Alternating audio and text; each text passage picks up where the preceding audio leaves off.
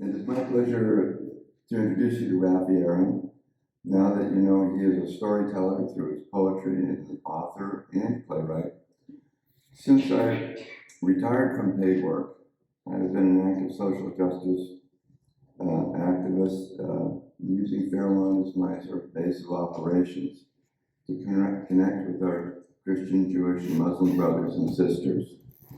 We live and walk our faith in the pursuit of helping others and advocating for the system changes at the root of so many challenges of our neighbors and those that are experiencing the difficulties in our city. I met Rafi on this journey and continue to be inspired by his energy, his insights, and his personal commitment that he brings to the cause of the unhoused.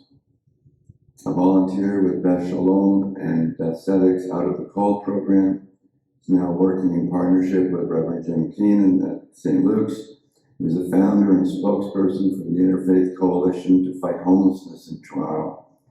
I look forward to hearing the stories he will share with us today. Thank you.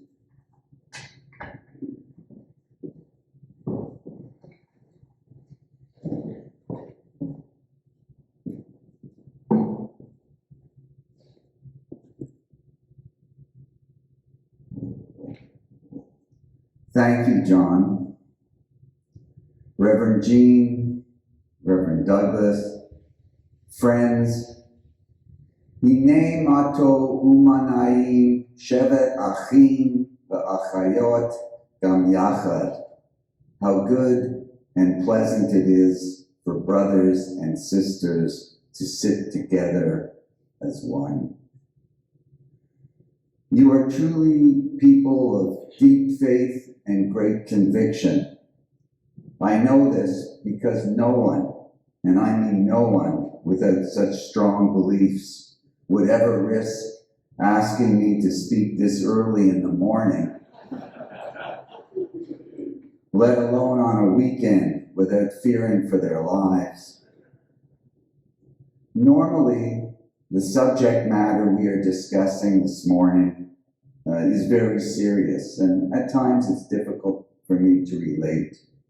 So as I move from one topic to another, I'm used to inserting some humorous observation from the interfaith world, not only for your sake, but for mine. As I prepared this speech, I realized that wasn't really the case today, but I have still decided to add one or two of those observational interludes.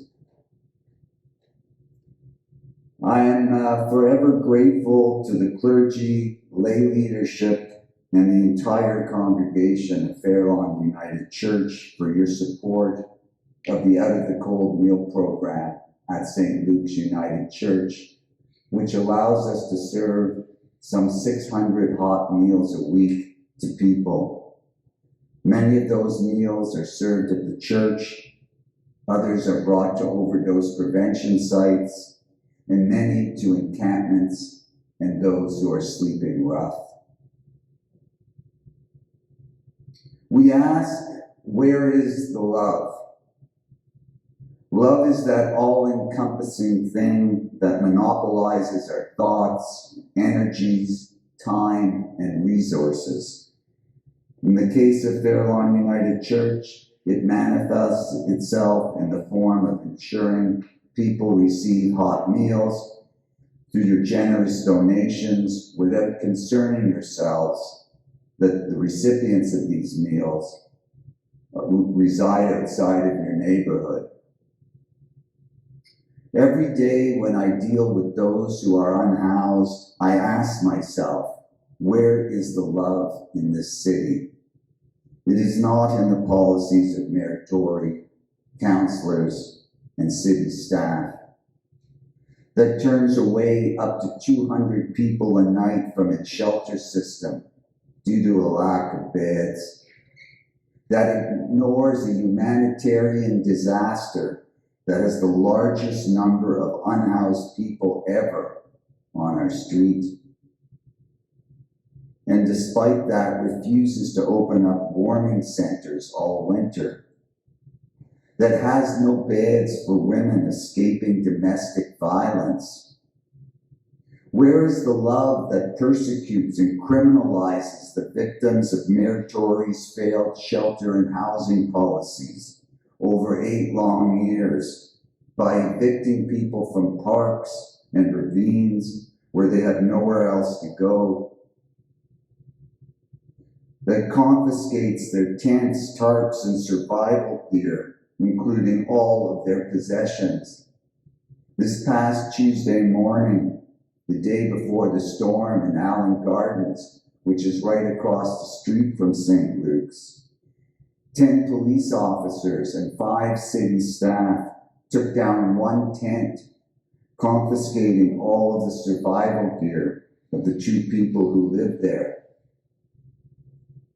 If you recall a few weeks ago, when we received those ferocious rains that hit the city, a similar operation took place in Allen Gardens. Perhaps 10 days ago, 4 people on Lower Simcoe experienced the same thing.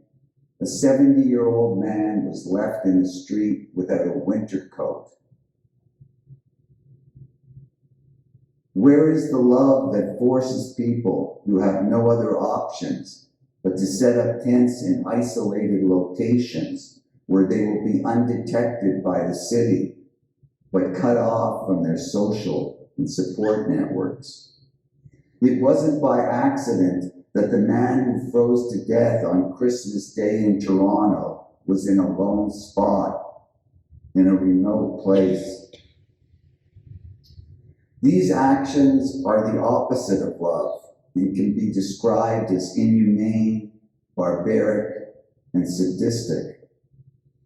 Make no mistake about it, this is social murder. Every week in Toronto, there are 4 homeless deaths. This is something I just cannot wrap my head around. This is one of the wealthiest cities in the world. All of these homeless deaths have 2 things in common. They were preventable and they were predictable. We also know that if 4 people were dying from any other segment of the population, all available resources would be used to eradicate the causes of these deaths. Because these deaths, as I've said, are preventable and predictable. So where is the love? It's here. I feel it. I hear it in the voices that you sing in this wonderful choir. And I see it in your actions to feed those who are hungry. So the question is, how do we manifest the love in this room, in this holy place, so that it travels to ease the suffering and prevent deaths? As people of faith, our immediate action or reaction is to roll up our sleeves, to feed the hungry, and to clothe the poor. And that's what we did with the Out of the Cold program for 30 years, until we began to turn people away. And we realized the issues that we were facing were on such an enormous scale that they could only be solved by the city and other governments. The way to manifest our love for those we served was through advocacy. And this is why I formed the Interfaith Coalition to Fight Homelessness.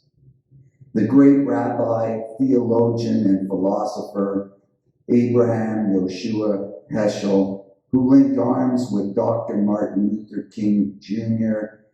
on his historic march from Selma to Montgomery, said, "I felt my feet were praying."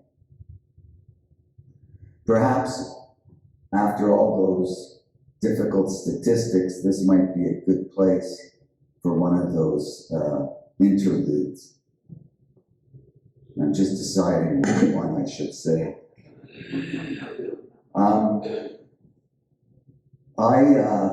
During the pandemic, I've had the keys to a number of churches because the city refused to bring water trailers that you see at public events where people can fill up their water bottles and turn on taps. So the Interfaith Coalition began bringing hundreds of thousands of bottles of water to parks and places where people who are homeless are. And I guess, you know, giving, and I'm just warning you, giving me your keys is not a good idea. I'm involved with many projects, not just water. And since buildings were vacant, sometimes I had to do things from other projects in these buildings. And I was told at one church, whatever happens, these fridges are locked, they're from another program, never use them. And one day, I received about $1,500 of meals. And as it happened, when I came to the church, the locks weren't on the fridges and I put my meals in. Or that was at least my story. It may have been divine intervention, I'm not sure. There was quite a blow up in the church, and thankfully the senior minister was on my side, but there were about 3 or 4 that were quite upset. And the senior minister asked me, he said, you know, can we do something here? And I explained to him the concept of shalom bayit. Shalom means peace, bayit is house. Keeping peace in the house. This is something that the rabbis often use with couples. They'll tell one couple, one party, you need to do this. The second party, you need to do that. And they both say, but I don't agree, this isn't fair. And they go, for shalom bayit, you'll do it. I agreed to pay for the hinges and the locks on the fridges, but without admitting any wrongdoing. The senior minister said to me, this is wonderful, you'll come to a meeting with the other priests, you're going to get put in an envelope, $35. And I said, not a problem. I went in, we had the meeting, everything went well. A short time later, the executive assistant of the senior minister contacted me saying he wanted to speak to me. He said to me, I told you $35, there's 70 here. And I said, I know, but next month I'm getting another donation of $1,500.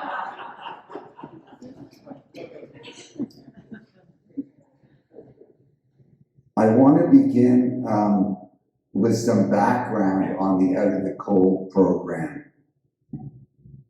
The Out of the Cold shelters were established 36 years ago by a remarkable woman, Sister Susan Moran, who was known affectionately as Sister Sue, to provide food and shelter in places of worship to a small group of homeless individuals who have been left behind by the system. Each Out of the Cold shelter operates one night a week, and most over a 5-month period. On some nights, we have more than one Out of the Cold operating in the city. Over the years, the city placed more and more of its responsibilities for the homeless on the shoulders of the faith communities, and particularly the Out of the Cold shelters. The number of guests the Out of the Cold serves grew exponentially, and the number of Out of the Colds jumped to 16 sites. The Out of the Colds were turned into something they were never supposed to be, frontline organizations. Finally, it became more than we could handle. In January of 2017, the shelter system was imploding, and there was a severe shortage of beds for homeless. In the 3rd week of January, we began to operate our Out of the Cold shelter as if we were in a cold weather alert by expanding the number of people we slept on a permanent basis. And sadly, it wasn't enough. We were turning people away, and it was gut-wrenching. One night, I had to make a decision between who would get the final mat. It was an Indigenous youth who was soaked to the bone because there was a storm outside and he was not dressed properly, and an elderly man who was wrapped in layers and layers and rarely came inside, but because of the storm, needed a place to sleep. And I just said, I won't do this anymore. We need to be the voice of these people at City Hall. And as John said, my Out of the Cold Shelter is a joint compassionate effort by two synagogues, Beth Shalom, which I am a member of, and Beth Tzedek, our neighbor. I approached the rabbis for their approval, which they willingly gave, and the Out of the Cold Shelter was formed. Other Out of the Cold Shelters and religious leaders joined us to form the Interfaith Coalition to fight homelessness. We didn't have a plan of action. In fact, we didn't have a clue about the issues of homelessness. We knew one should not have to sleep outside in the winter in Toronto. We knew no one needed to suffer. We knew people were going to die.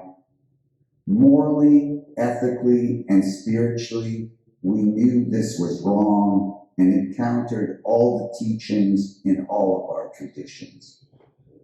The first thing we said to the city was, don't do anything that will bring more people to our Out of the Cold Shelters.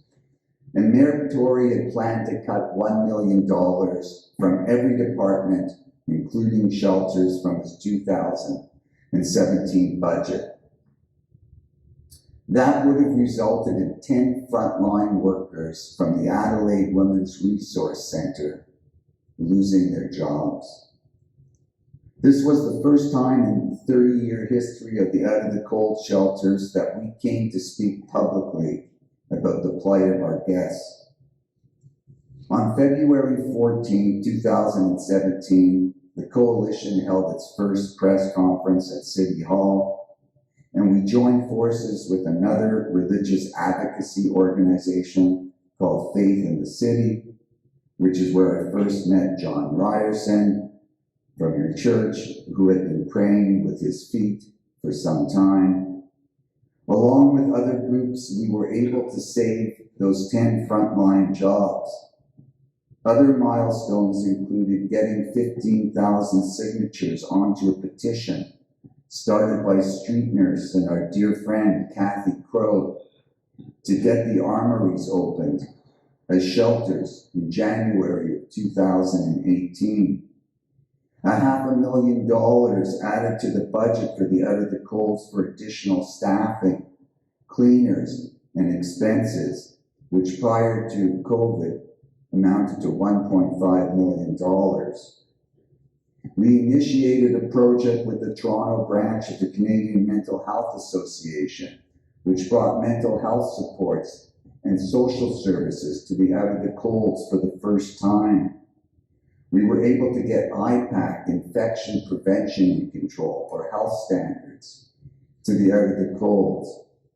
And as I mentioned, when the city refused to bring water to encampments, we brought over 200,000 bottles of water. It wasn't all a bed of roses. Advocacy rarely is. Normally, there are very few concessions that are won, as opposed to so many that are lost. What I do know from the list I just read is that we did achieve more than we could have by rolling up our sleeves and attempting to achieve what only the city could dream of doing. Over the course of time, the Interfaith Coalition to Fight Homelessness